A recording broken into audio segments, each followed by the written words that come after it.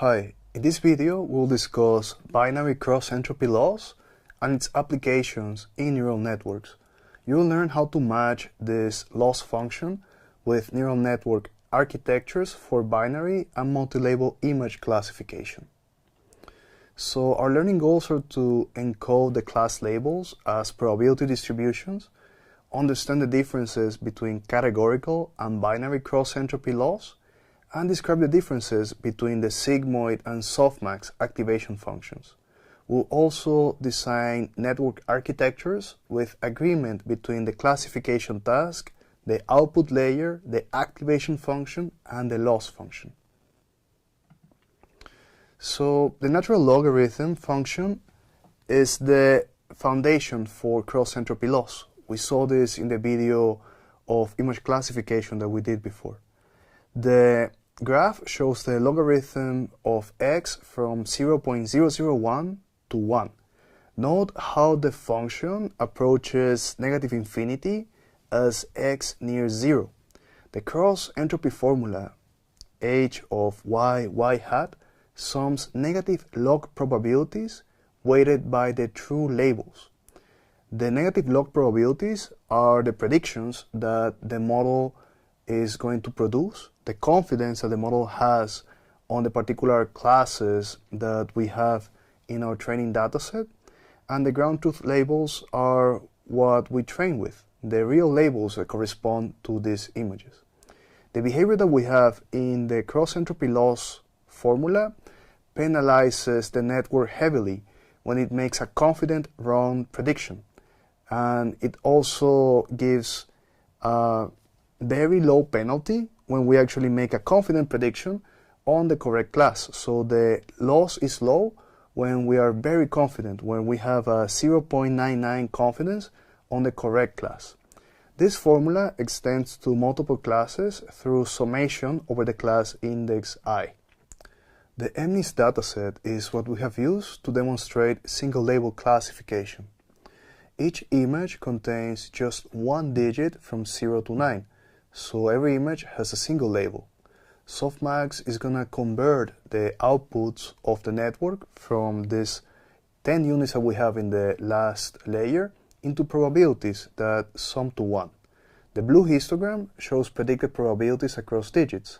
Note the peak at digit 7, meaning that the network has the highest confidence that the particular image that we showed was a 7. The green histogram shows the same predictions in logarithmic space, the output of log softmax, where multiplication becomes addition. The cross-entropy formula h of y hat computes the loss between true labels y and predicted probabilities y hat.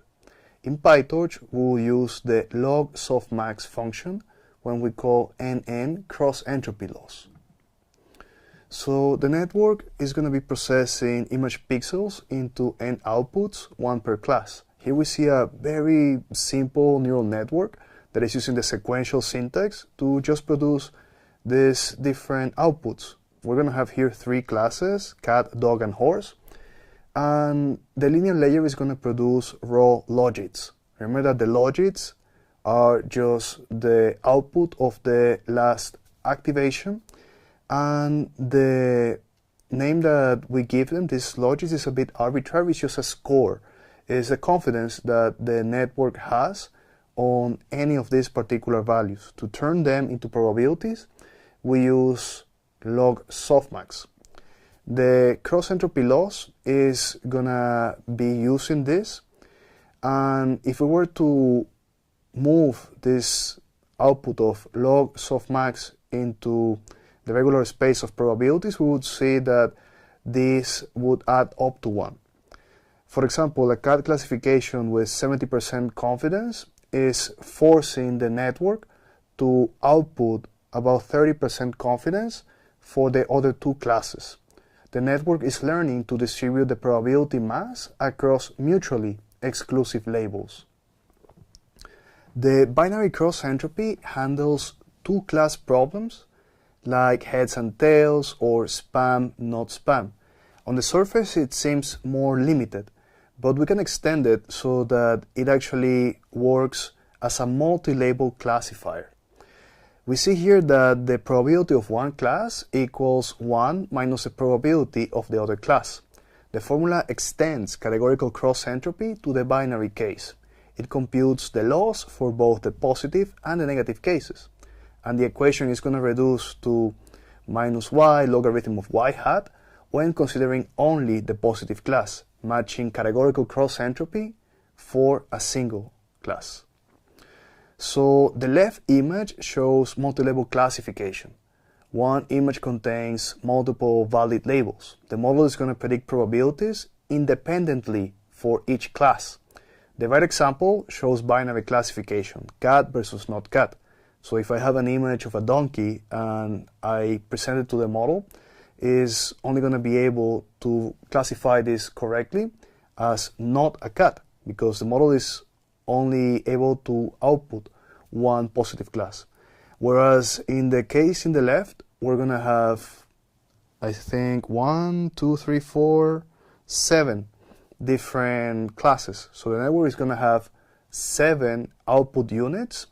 And if we were to add up the probabilities of these 7 output units, it will not add up to 1. In the case where we have one single output unit, these two are exclusive, like the probability of cat and not a cat are mutually exclusive.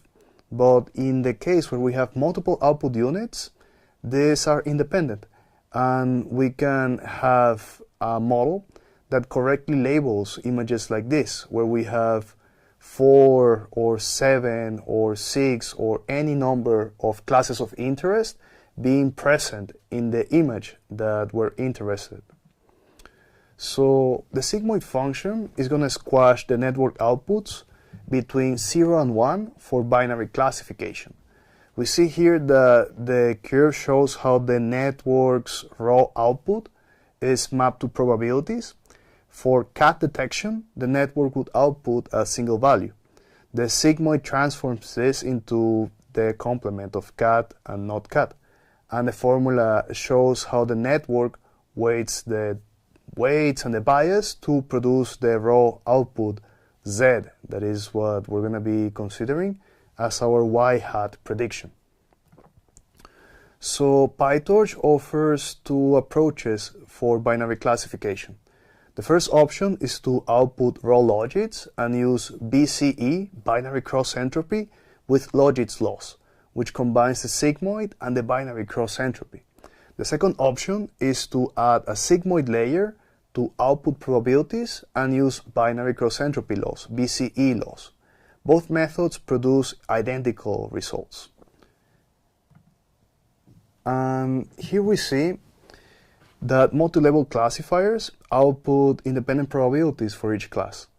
The image contains both a cat and a dog, and both of the labels apply because they are both appearing in the image. So the network is going to apply sigmoid to each output separately. The network needs to have at least 2 output units to represent the positive for cat and the positive for dog.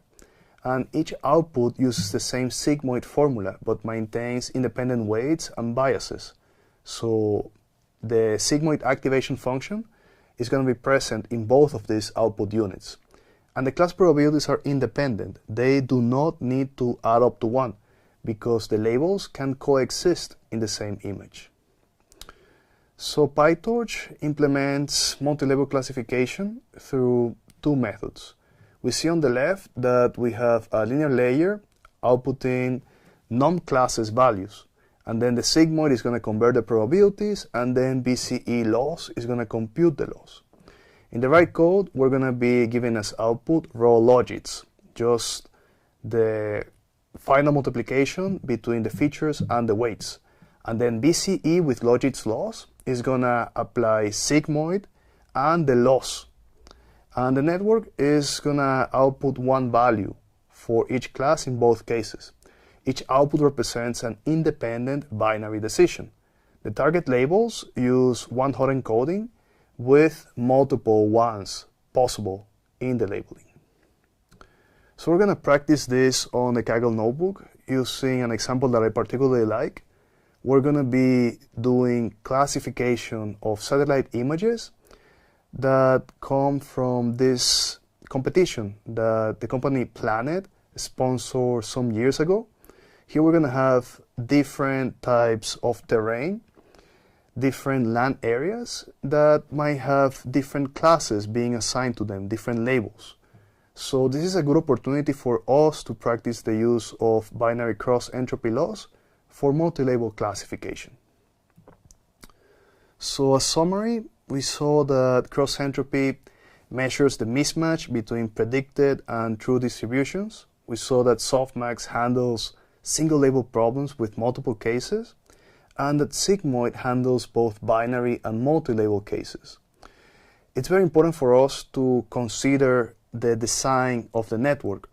We need to match the output layer size to the number of classes that we're interested in, and we need to consider that we have to tie this to whether we're doing a single label or a multi-label classification problem. We also need to select the activation function that is appropriate for the task. If we want to do multi-label classification, we need to do Sigmoid. If we're doing single-label classification, we need to use the Softmax activation function.